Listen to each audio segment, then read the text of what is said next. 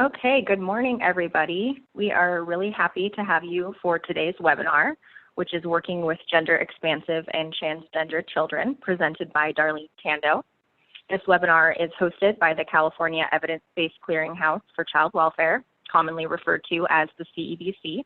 My name is Molly Dino. I'm the CEBC Content Specialist, and I'll be moderating today's webinar. Before I introduce our presenter, I'd like to review a few webinar logistics and some background info on the CEBC. First, the audio controls are at the bottom left-hand side of the Zoom screen.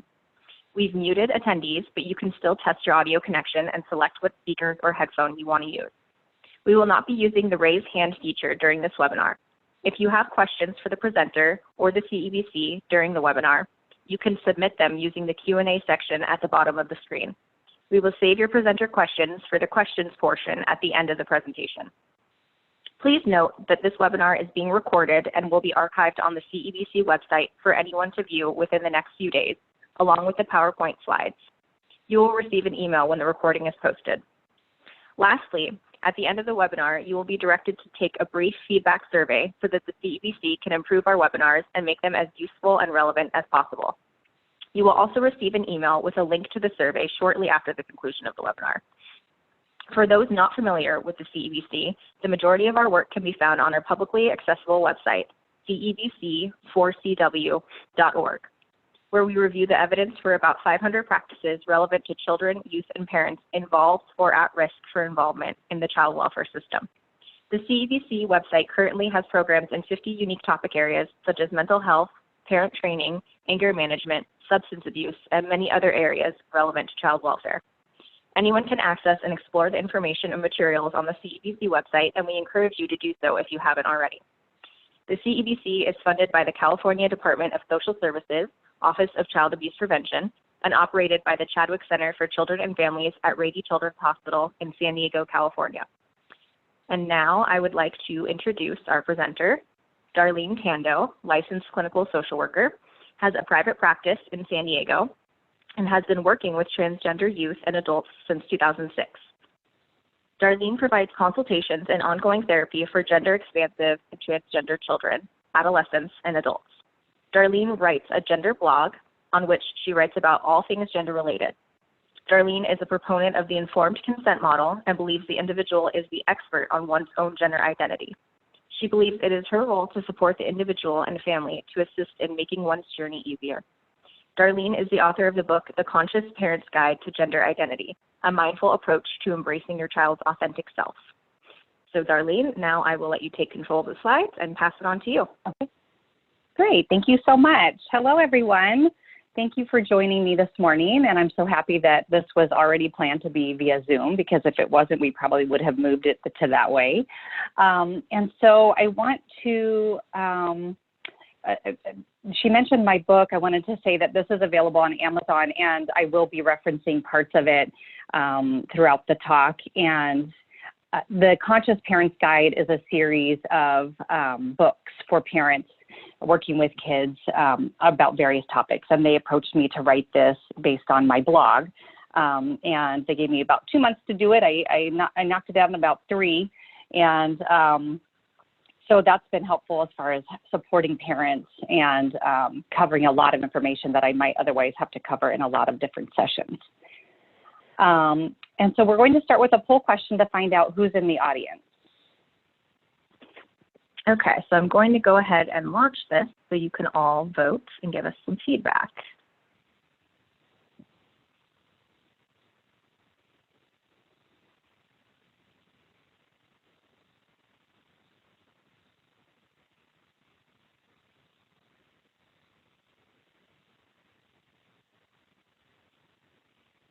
Okay, so it looks like we have majority direct service, 41%. 42%, followed by supervisor or manager, 24%, other, 21%, director, organizational leader, 8%, and administrative support, 5%. So thank you for letting us know. Great, thank you. Next question, it's about how many transgender youth you currently work with.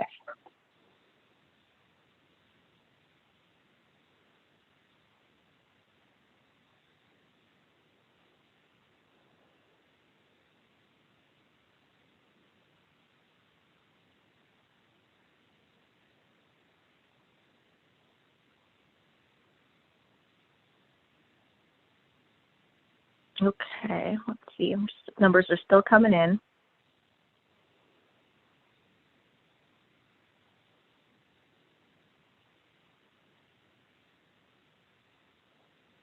Okay, so it looks like majority have chosen none, followed by 1 to 2, and then 3 to 4, or 3 to 5, excuse me.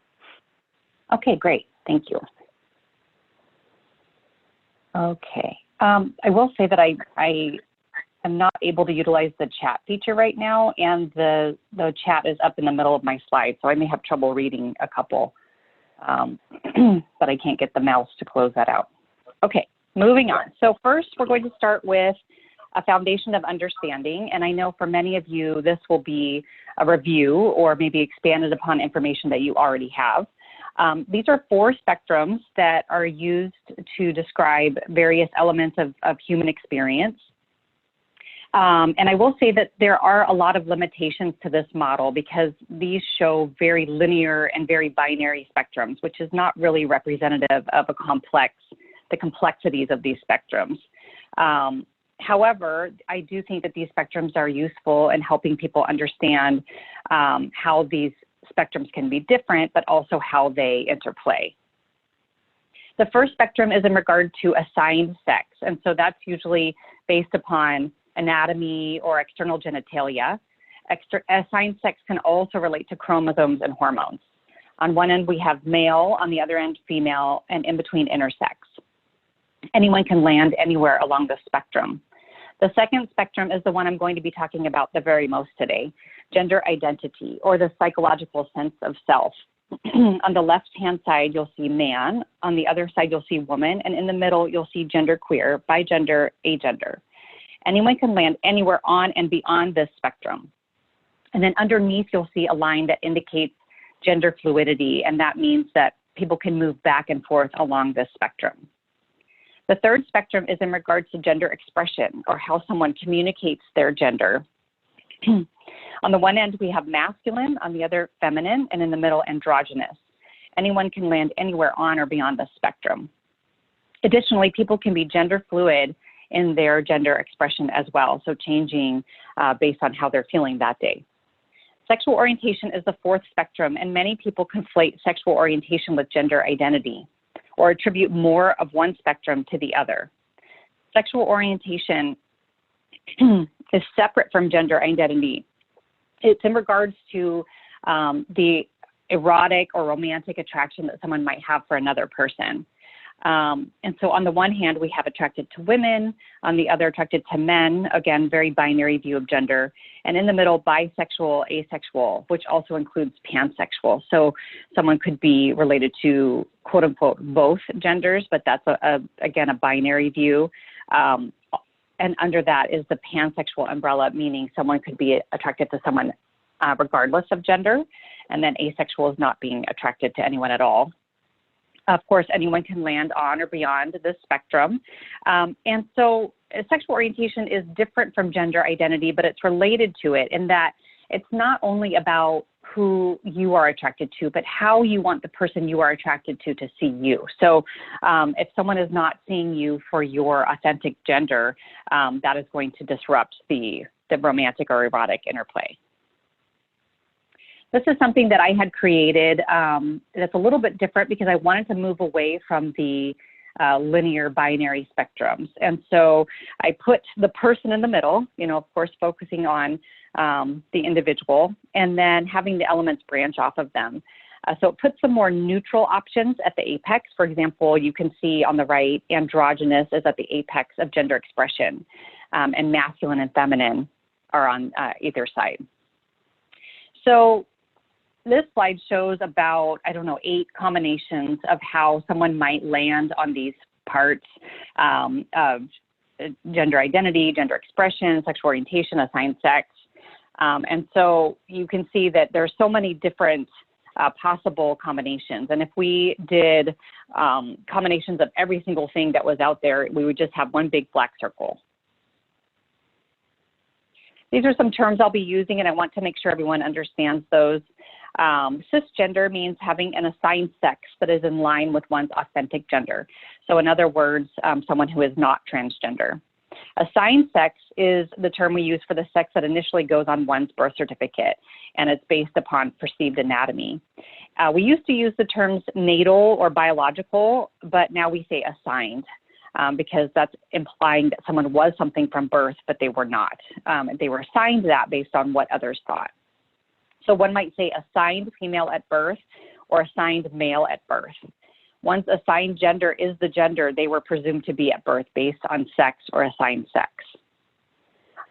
Transmasculine or transfeminine is in reference to which end or which side of the gender identity spectrum someone lands on. So if someone identifies as a male or more male gender identity, they're considered transmasculine. If someone identifies with the female end of the gender identity spectrum, this is called transfeminine. We used to say female to male or male to female, but that really kind of needlessly reinforces the gender binary, and it implicates that someone is transitioning from one gender to another, which is not always the way that it is. And also, it comments on someone's assigned sex, which is not necessarily part of their identity. Non-binary means someone who does not identify with either end of the gender binary. And that could be more towards the masculine end, more towards the feminine end, right in the middle, just someone may feel like a blend or neither. Okay, so the next poll question, what gender is this baby?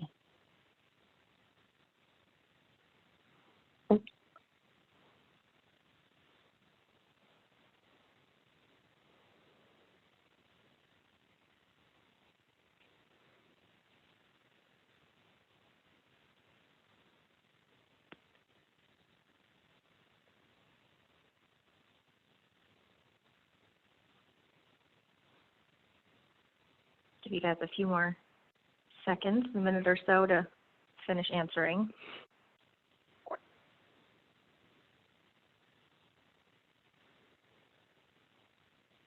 Okay, so it looks like majority says we don't know yet, followed by girl. Okay, excellent. Thank you. I love giving this question to audience because, you know, of course, everyone starts rumbling, and I do hear a lot of girls at first because that's what our brains do when we see this explosion of pink, and that's called conditioning. We are conditioned to assign pink to go with girl. And of course, the correct answer is we don't know yet, because gender is something that is a psychological sense of self, and so therefore, of course, cannot be communicated until the child can tell us. So what we see here is probably gender expression based upon assigned sex, because if the parents are told it's a girl, which they typically are when a baby comes out with a vulva, and then they will dress the baby in accordance with their gender expression that they feel like goes with being assigned female. But the truth of the matter is we don't really know if their gender matches their assigned sex yet. Okay. So a lot of times you'll hear the terms gender expansive and also transgender, and I want to talk about how they're related and how they're separate. Gender expansive basically means someone who has a gender or gender expression that expands beyond what is expected for their assigned gender, and maybe how people stereotypically expect someone of that assigned gender to behave, or what they might like. The term transgender means someone who does not identify with their assigned gender.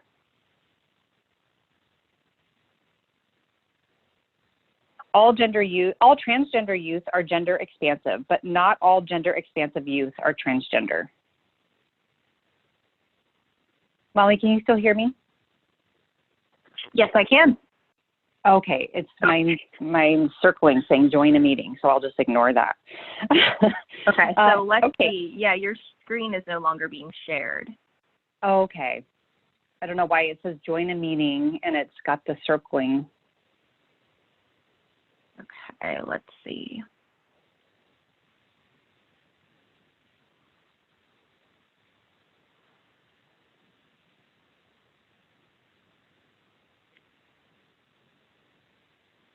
So can you see the slides, Darlene? I can see my slide, and then in the middle there's a box that says join a meeting, and it says connecting with a circle, like a working circle. Okay, but you can still see your... Mm-hmm. Okay, so let's Go down.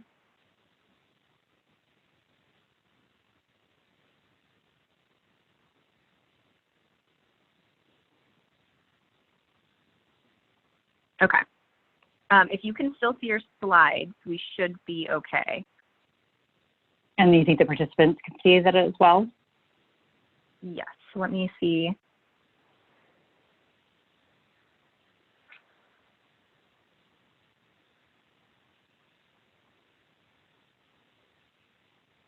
Yes, the participants can see the slides. Okay, I'll just keep going. Okay, perfect. Thanks. Okay, so all transgender youth are gender expansive, but of course not all gender expansive youth are transgender. Some gender expansive youth are just gender, quote unquote, just gender expansive in regards to their gender expression, but not their gender identity. Gender expansiveness usually focuses on what someone might want to play with or how they want to dress, how they express themselves. Transgender children are focused on these things and will often, show a gender expansiveness outside of what is expected. But they will also talk about how they do not identify with their assigned gender and expressing that they have been categorized wrong. And a lot of times, gender expansive children who are allowed to play with what they want or dress how they want, they're content with this. And that's maybe a void of gender policing their behavior or their dress. And in the beginning, young transgender children are typically content with this as long as they're not being policed about their expression. However, if a child is transgender, it won't eventually be enough just to be able to do or dress how they'd like. In order to be understood, transgender children will express their authentic gender identity and will start to explain how they would like to be categorized. Okay, so a lot of times people are under the assumption that children are not able to understand their gender, and that's just not true. Children are able to understand their gender by the age of 3 to 5, and oftentimes much younger. I have clients who began talking about their gender as soon as they could speak. Gender itself is a characteristic of who we are, and in general, it's not confusing. Gender is just a part of who we are. But if you're being told you're a gender that you're not, especially by your parents who are supposed to know everything, that can be confusing. Transgender and cisgender children are equally capable of understanding their gender. However, cisgender children have the privilege of not being questioned when it comes to their gender, and they don't have to assert their gender in the face of opposition. So no one is telling them that they are not something that they actually are, and no one is telling them they are something that they aren't. Cisgender and transgender children will also have a different experience of their gender with the outside world, because cisgender children have the privilege of being seen for who they really are, and transgender children do not have that privilege. Conscious awareness of one's authentic gender can happen at different ages, and if someone doesn't know their authentic gender identity from when they were a young child, that authentic gender is not any less valid. So people just have different times when this is either first recognized by themselves or even having the language to describe their experience. I think that the age of conscious awareness depends on the temperament of the child, the environment they're being raised in, how much their gender expression or identity is being policed, and many other factors, including exposure to diversity.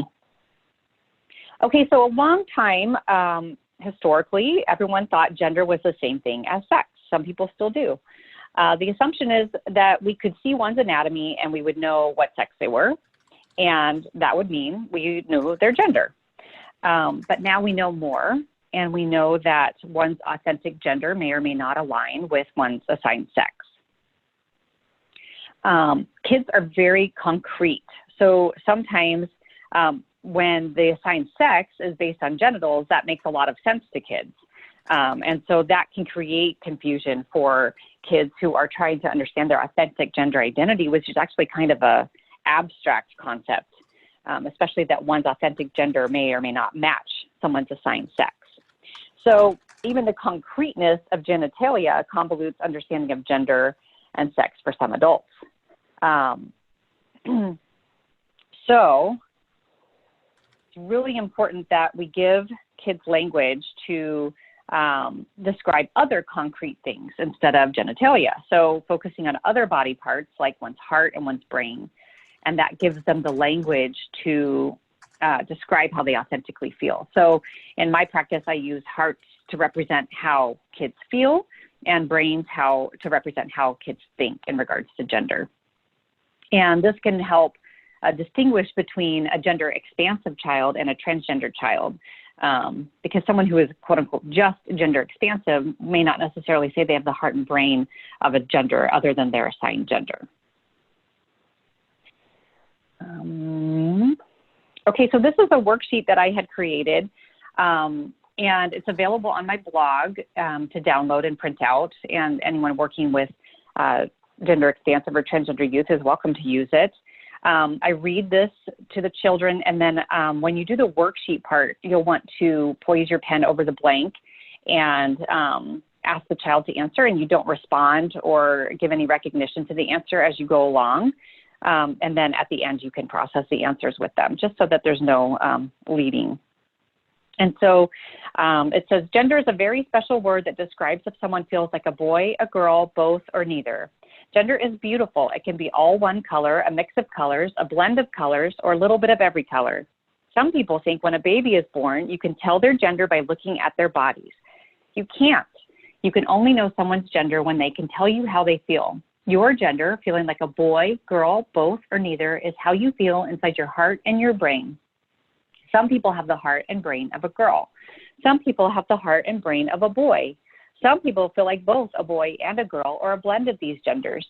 Some people feel like neither a boy or a girl, or something different altogether. You are the one who knows your gender best, and any way you are is okay.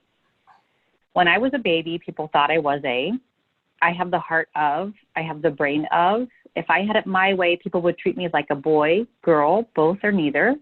If I had it my way, when people talked about me, they would say he, she, they, or just use my name. If I had it my way, my name would be. And so that's a really good way. It's not a litmus test to see if someone's transgender. It's just giving kids more language to describe how they feel. Okay, so these three words, consistent, persistent, and insistent, have been used sort of as cornerstones to be able to, quote unquote, tell if someone is transgender. And so I want to say that insistent really shouldn't be a part of this. Transgender children often display, yes, consistent and sometimes persistent gender identity that's not congruent with their assigned gender, but insistent really depends on temperament. I put this picture of kids eating vegetables because, you know, some kids will be eager to please and do what they are told to do and do the right thing, and then other kids will insist that they do not want to eat their vegetables. And so really just those things alone can show that some kids will absorb what the parents are telling them about their gender, and others will really be able to assert that incongruence and push against what parents are telling them or what really society is telling them. Okay, so let's talk about gender dysphoria. What is gender dysphoria? Is it a mental disorder? Is it a diagnosis? Is it a cluster of symptoms that justify certain interventions? Is it a feeling or sense shared in some ways by transgender individuals and yet completely unique for all transgender individuals? I would say all of these are true, except being a mental disorder. The problem is it still exists in the DSM, which is the book of mental disorders. So, you know, moving out of that and more into a medical structure for this diagnosis, I think is needed. I won't say too much about that, but, you know, the diagnosis was previously gender identity disorder, and then it was updated to gender dysphoria. And many people agree with it being in there because of the distress that that gets created by gender dysphoria. But I really just, based on stigma and everything else, I don't believe it is a mental disorder, and I don't believe it should be in the DSM. Basically, having a diagnosis of gender dysphoria means that someone is transgender. And the symptoms of dysphoria will differ based on the individual. Beyond diagnosing or giving a diagnosis, it's really important to understand the cluster of symptoms that are experienced by each individual and what interventions can be helped to alleviate some of that dysphoria. And I think that dysphoria is very personal and will be experienced differently by all transgender people, with some similarities, of course. Where does the term gender dysphoria come from? It comes from the Greek words dysphoria, distress, and dysphoros, hard to bear. Dysphoria can be a word used in general, and so with gender dysphoria, that's in regards to one's assigned gender. You can look at it sort of in two parts. Body dysphoria, and that's in regards to having a body that doesn't align with one's authentic gender identity. And the other is social dysphoria. So that is the dysphoria that's created by being miscategorized or misunderstood by society or loved ones because of who they thought the individual was, or maybe how they're reading them based on maybe some secondary sex characteristics that came from puberty. And so these two things can be separate, but they can also be related. So for example, body dysphoria can create social dysphoria if there are secondary sex characteristics that can cause other people to read someone inaccurately or read someone in a way that does not reflect their authentic gender. This is something I created. It's not something very scientific, but it really just shows that dysphoria can vary based on the individual, based on their experience, maybe how much support they've had, their coping skills, their resiliency, and also it can vary day to day. So sometimes someone may be feeling really good and really affirmed, and then something may happen which makes them very dysphoric. So it can really range from hardly any at all to be debilitating and very dangerous. There's a very high rate of self-harm and suicidal ideation and attempts among transgender teens and adults. The average rate of suicide attempts, not just ideation, but attempts, is 41%, as opposed to 3.5% of the general population.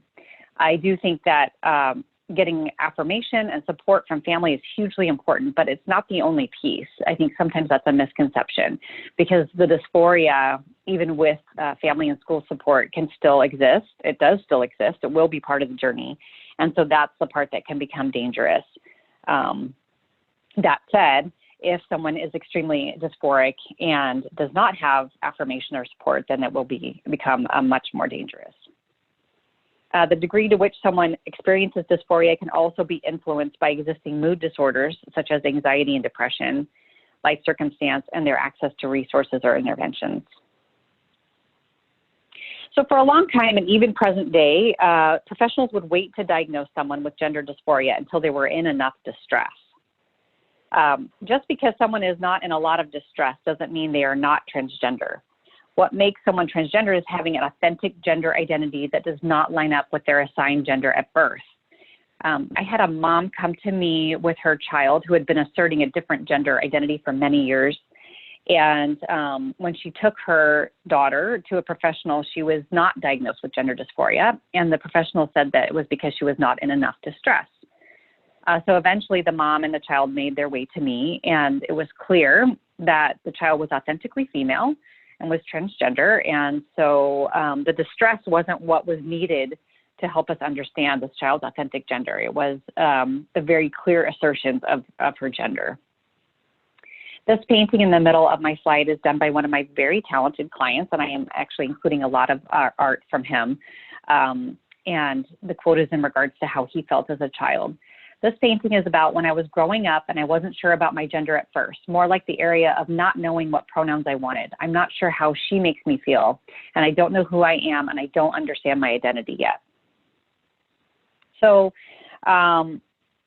you know, we've talked about diagnosing based on distress, and there's been a long time we haven't just listened to children and even adults when it comes to their gender. And a lot of times we wait to see them in enough distress to make sure intervention is necessary. And I do understand parents' need for kind of evidence that shows that intervention is necessary. But I would say that being transgender and having dysphoria is distress, even if it's just internal. And so a lot of times people wait to see externalized distress before an intervention is given. So I'd really like to move away from this distress model and instead move towards listening to kids when they tell us their authentic gender identity. And I look at distress, or this ongoing distress due to dysphoria, as a form of traumatic stress. and that can greatly impact quality of life and one's experience of childhood, teenagehood. So instead of focusing so much on diagnosing gender dysphoria, I think it's important to work on understanding it and moving away from the distress model more towards understanding each individual's lived experiences with having a misaligned gender and assigned sex, and then understanding how each individual experiences their dysphoria, and that will help us understand what interventions are needed. Empathy is a huge part of working with transgender kids and adults. Empathy is what allows us to try to understand someone else's dysphoria, and we don't have to experience gender dysphoria ourselves to use our empathy to try to relate. I use this graphic of a huge wave about to topple over this little boat because I think that's sometimes how certainly my youth experienced dysphoria, certainly my teens being completely washed over by it. And so you may not be in the same boat experiencing gender dysphoria yourself, but you can be in the boat with them, and it makes it a little less scary. I try to picture that too. Okay, so this is a series of artwork done by my clients. I think it really drives home the feelings of dysphoria, and using art is a very powerful visual way to do that. So this was a painting that he titled Dysphoria. This is one of the earliest paintings of trying to represent how dysphoria felt. I wanted to make it simple. Dysphoria to me could be simplified to this. It's a basic feeling of, I don't like how I am right now, and I want that to stop. This is pre-transition, I believe. And then this is one he painted after transitioning before top surgery. This was 3 years after the first one. I had already started taking testosterone and coming out to friends and family. People knew me as my authentic self. There was a feeling of being better than I was before, confident, not miserable anymore. I could look at myself and be happy with how I was. And I really appreciate this painting. It looks like sort of like a rebirth. Connecting to dysphoria. Sometimes when I'd look in the mirror, I'd have this strong feeling of dysphoria. I'd look in the mirror and think something was wrong. It's like this icky feeling when I look at myself. It still happens now as I'm growing up, but I've learned to not look in the mirror when I'm not wearing clothes. Also, it's a wondering how I would be if I didn't transition. Would it be way different or would it be the same? I like how I'm doing now. You see the words behind that are error. And then he says that this painting was inspired by Frida Kahlo, and she had done a painting similar in regards to being unsure of her own identity due to her race. This one is about how other people may see me as one thing when I actually identify as something else. This is a common thing that happens to me. People will avoid saying he because they are not sure about what my gender is. So when they think they get it wrong, they say sorry. It makes me think about how a lot of people don't think of me as a boy. They think of me as, I don't know. Dysphoria personified. It's a big thing in my life. Growing up, the little girl there is me, this feeling of being innocent and being a child and having this big feeling watching over you all the time. It makes you miserable. You're always thinking, oh, geez, this dysphoria won't leave me alone. I know it's there and I know it knows I'm here, and it makes me like paranoid. I talk about in my blog about dysphoria being kind of like a gender dysphoria monster. Sometimes it's smaller, being tucked away in someone's pocket, and sometimes it's bigger. You can walk it on a leash, and sometimes it's the Godzilla of dysphoria kind of banging someone around the building. So it really can change based on time and stage of transition, or something that maybe has triggered it. This was something I found online, the gender dysphoria monster. It kind of feels like something giant that's eating me up. So if the individual is transgender and has dysphoria, they of course have the need to be recognized as their authentic gender identity. And because of this, some version of transition and alignment may be necessary. It's helpful to look at this as two parts: who one is, and also what they might want to do about it, what interventions they pursue, and that may include transition. If someone is transgender, transition can be looked at as an intervention, not just a decision. This is from my book. One's gender identity, something that is, and the act of transitioning, something one does, are two separate entities. From the standpoint that one is born with an innate gender identity, being transgender is not a decision. Transition often means acting upon something that already is. So allowing for a child whose gender is incongruent with their gender assigned at birth can be looked at as a compassionate intervention. I think that's helpful for parents and caregivers to look at it that way instead of feeling like they're a child making a big decision. But the parents themselves sometimes need to take action for their child based on what their child is presenting and saying. And not everyone transitions. That's okay. A compassionate intervention does not need to be an automatic transition. It may just be making options known and transition paths available. When it becomes clear that intervention is necessary, there are many different ways to intervene on behalf of transgender youth. Sometimes that includes transition. Other times it may include advocacy, communicating with schools, explaining the child's gender identity and expression to others, having a deep understanding of the kiddo and what causes dysphoria, neutralizing language, and not gendering the child into a binary box. Transition is not always binary, and it doesn't always involve moving understanding of the child's gender from one end of the binary to another. Options for transition include both social or medical transition. This could involve changing pronouns only, keeping one's birth name, or changing name only and keeping the same pronouns, changing name and pronouns, and some element of gender expression, so changing how someone wears their hair, how they dress, how they're communicating gender to the outside world. Medical transition is using medicine or medical interventions to help align one's appearance or body with one's authentic gender. A lot of times this will create secondary sex characteristics that will help be read as their authentic gender. And another element of transition can be legally changing one's name and gender. Again, not all transitions involve changing from one gender to another. For a child who does not identify with the gender binary, understanding them may just be about validating them, knowing who they are not, because sometimes being associated with their assigned gender can create a lot of dysphoria. And there's a safety in the child feeling like they are understood. Again, neutralizing language. So instead of son or daughter, it would be child. Instead of brother, sister, would be sibling, kiddo, etc. I think this is a really important study that came out in November of 2019. It was the largest study ever done on transgender kids to date. And they surveyed 317 kids who had socially transitioned, and also a sampling of their siblings and 316 unrelated children. And the researchers found no significant differences between the trans and cis kids' gender development, how they understand or formulate their gender. And this challenges the idea that transgender children are too young to make the decision to transition socially or medically. And when transitioning can mean the difference between a slew of mental health issues, trauma, or even suicide, and living a healthier, happier life, these findings and their implications are especially important. But the current study supports past research finding that not allowing kids to transition has consequences. Previous studies have illustrated a correlation between transgender children not being able to use their chosen name or pronouns, for example, and higher rates of depression and suicide. This is one child who I protected for confidentiality, but prior to transition on the left, the expression really matched. And this was when he was this pre-transition, and when he found out that his soccer uniform was going to be pink.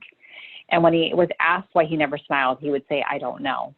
And then 1 year later, he socially transitioned and is now understood to be a boy, and the parents say the difference in him is incredible. So I'm not going to focus too much on this, but many parents are scared because they're worried that their child may eventually change their mind.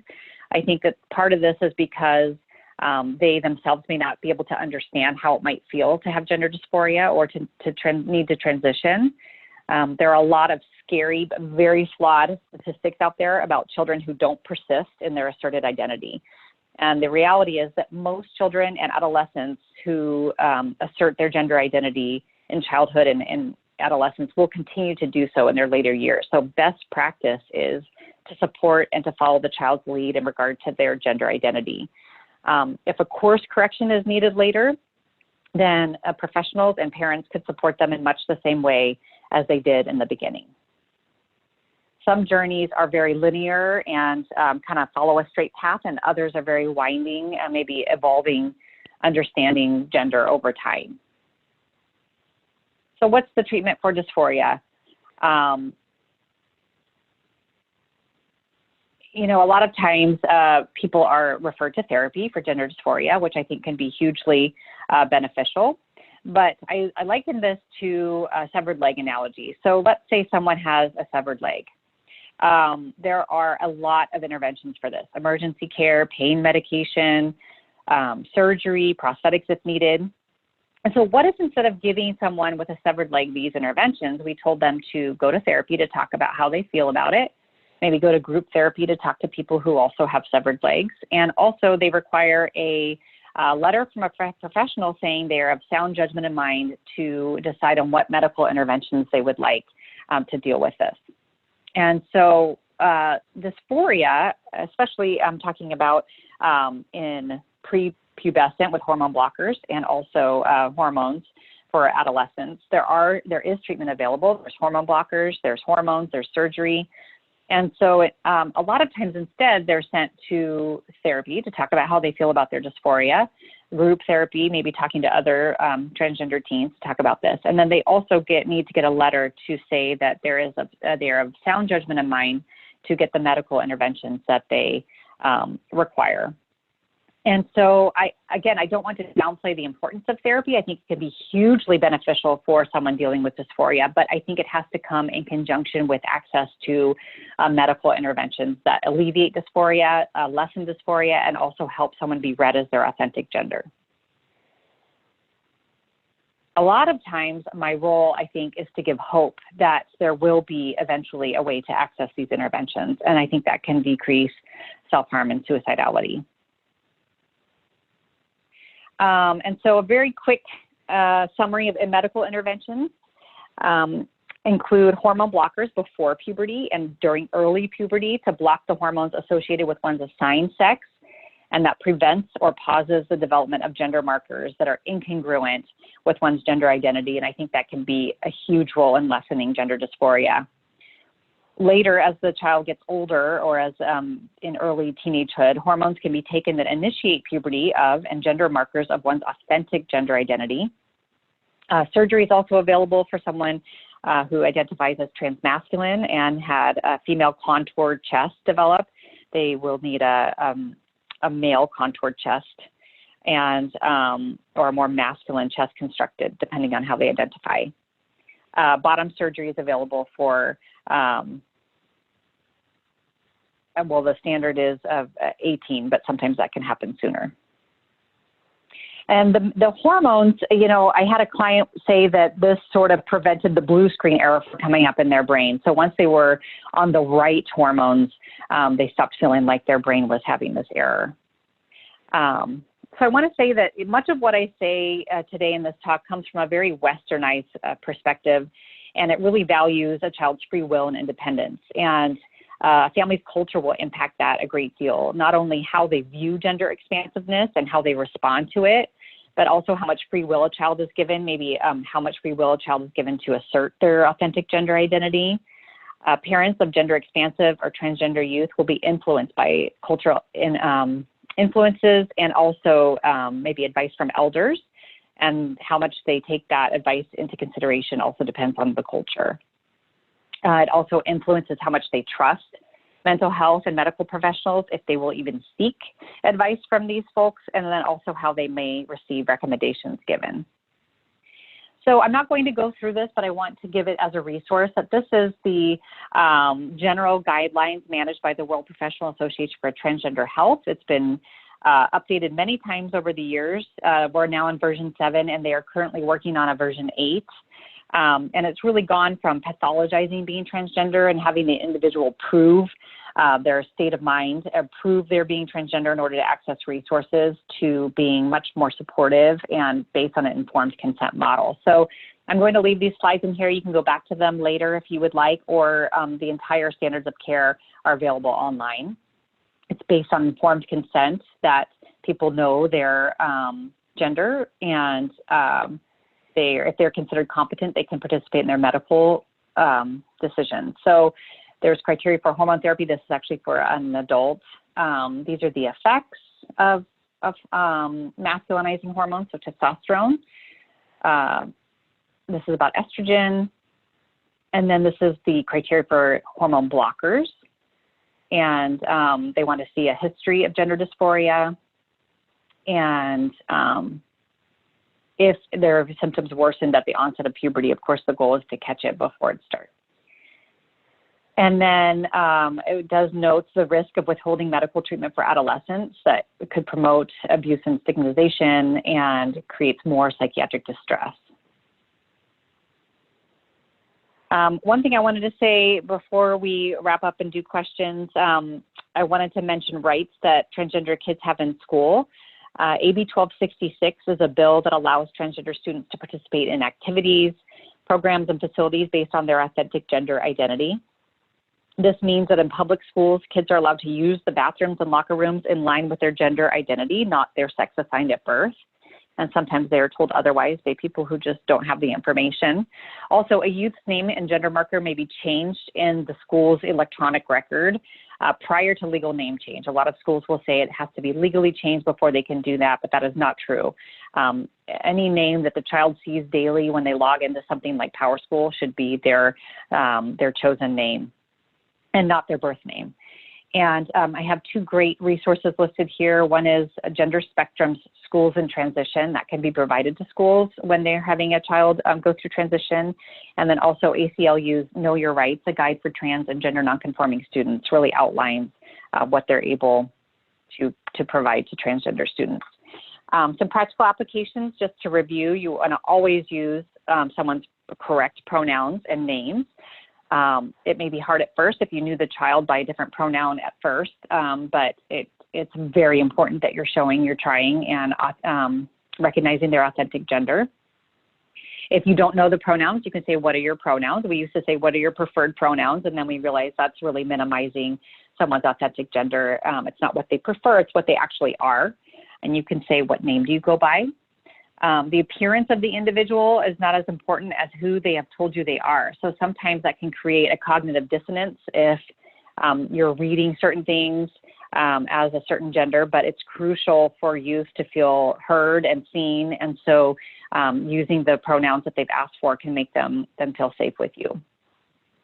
Informed consent means you assume the individual knows their gender and knows what is best for them. And part of your role may be helping family members understand and connect to the youth's dysphoria. Another one of your roles may be helping a child access or youth access resources for both intervention and support. One poll question we're going to end with is, by what age is gender able to be understood by an individual?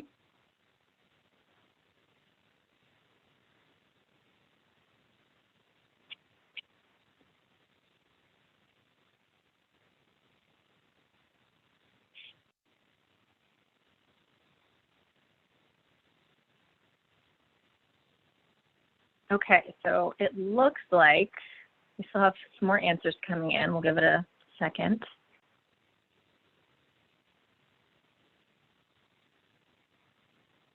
Okay, so it looks like majority says between 3 and 5. Okay, so everyone was listening.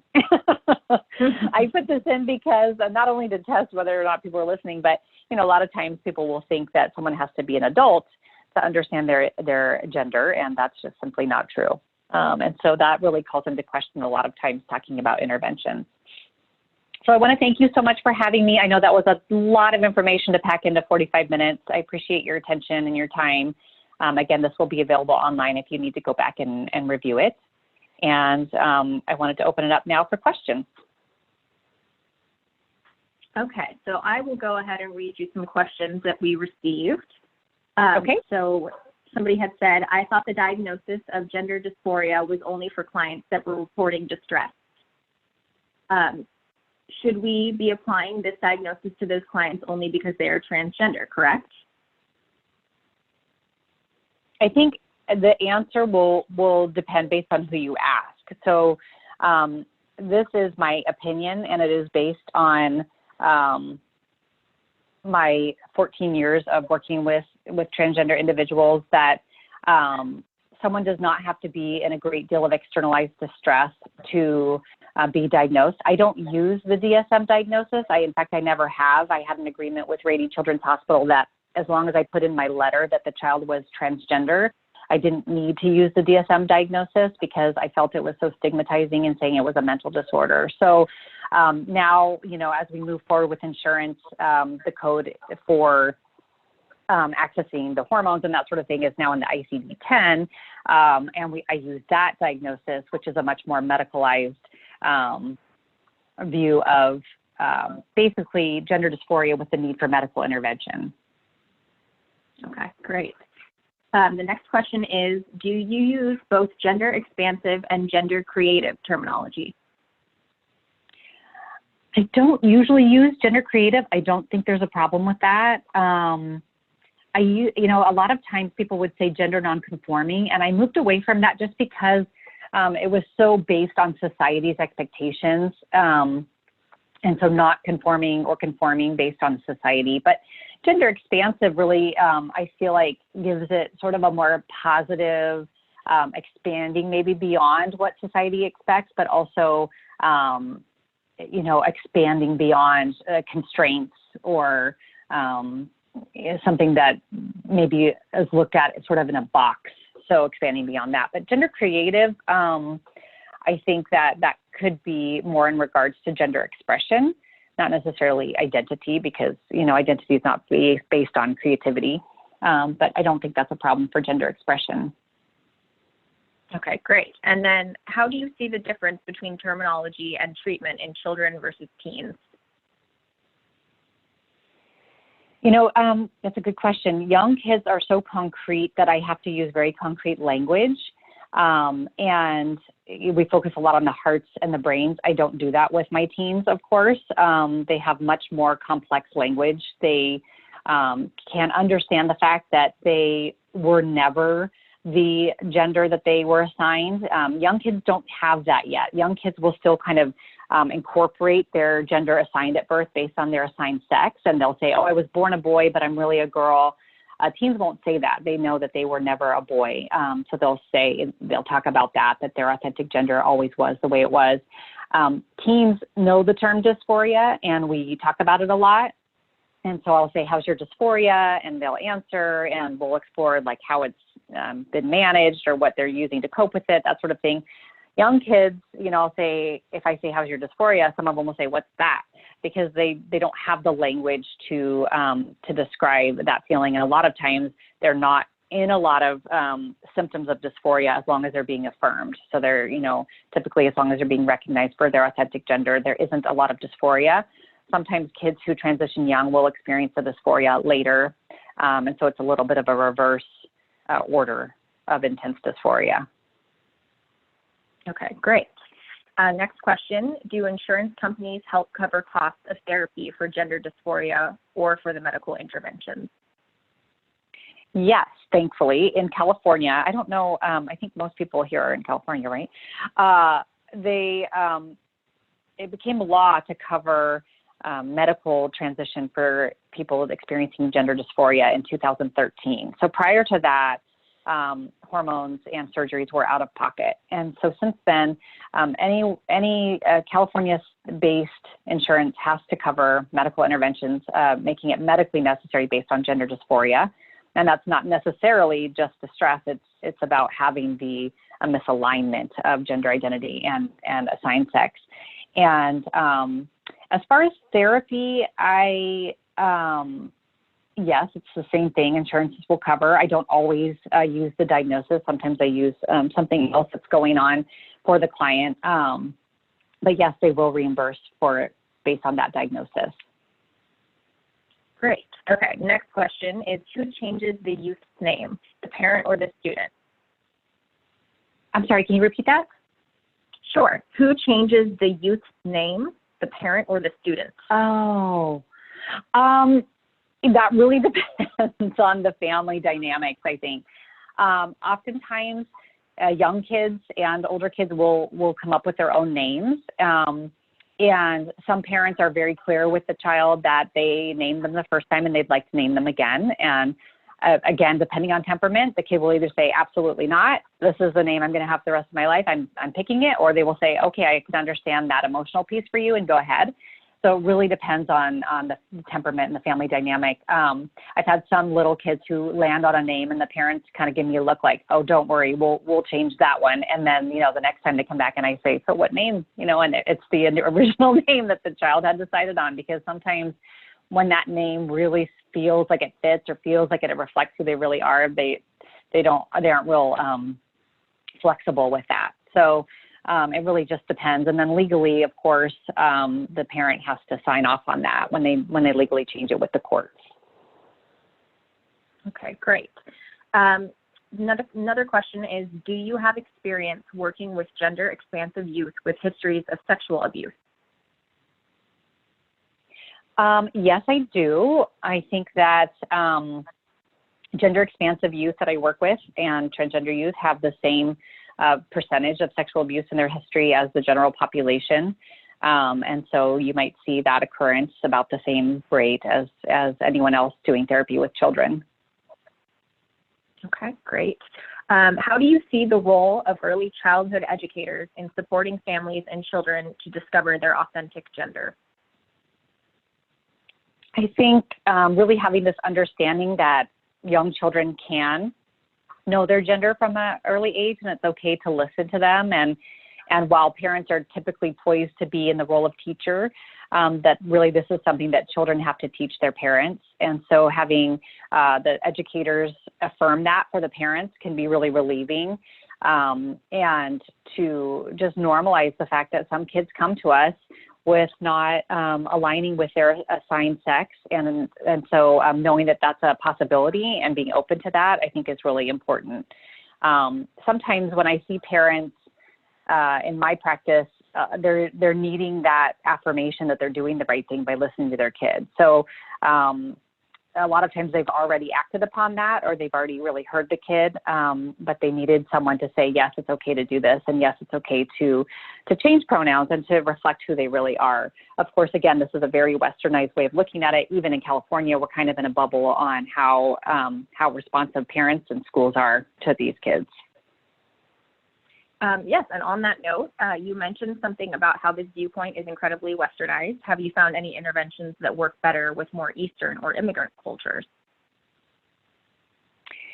I think that anecdotally, I can't speak on it too much because I don't feel like a lot of times I get families in my office who are completely resistant. I do have parents who are fearful and resistant to interventions, but the fact that they brought their kid to me, it already skews that kind of sampling, I would say. And so I don't have the experience of working with parents who will absolutely not even reach out to someone who specializes in this. That said, with cultures who very much listen to their elders and very much are opposed to allowing their child to make decisions about their medical interventions, I support the parents and I affirm their fears, and I'm respectful of that decision while kind of holding the kid in as safe a space as possible. Sometimes it's that severed leg analogy, that's really where that came from, because I feel like sometimes I'm working with teens who cannot access the medical interventions because of their family's beliefs. And I have to hold that space for them to really be talking about something that they need medical intervention for, and the talking isn't going to be as helpful as it could be. But if that's all we have, then, I work with the child and really help them try to build the internal coping until they can be an adult and make those decisions. Okay, great. Molly, and one last thing can I add one thing to that? Oh, I would say that connecting families of the same culture has been really beneficial too. If a parent who was initially very resistant and has kind of come around to understand, and then connecting a new client with that parent can be really helpful.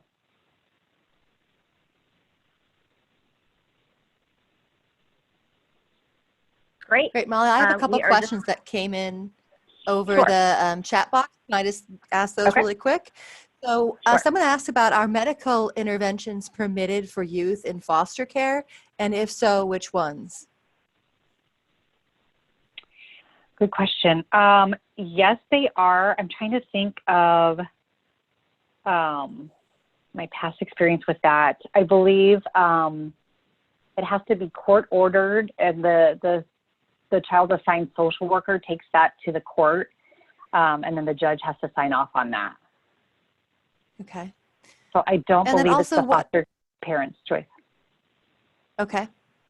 Then also, what are your recommendations when working with kids who are in gender-segregated residential treatment, especially in order to avoid being stigmatized by the other kiddos? That is really tough. Based on gendered halls, like they all stay together based on male versus female. You know, I think that the gender being affirmed is most important, and so the youth should be placed on the unit with their affirmed gender, not their assigned gender. And you know, sometimes kids are kind of segregated based on this as a way of sort of protecting them, but it really depends on the youth's experience of that, because the dysphoria may be so intense if they are put with their assigned gender, that it's much better for them psychologically to be placed with their authentic gender. So the staff would really be the ones in charge of controlling the other residents' response to that, and also the safety of the child. Okay, so it looks like we just hit, we're a little bit over 11 o'clock. So we want to say thank you so much, Darlene, for this wonderful presentation. And thank you, everybody, for attending.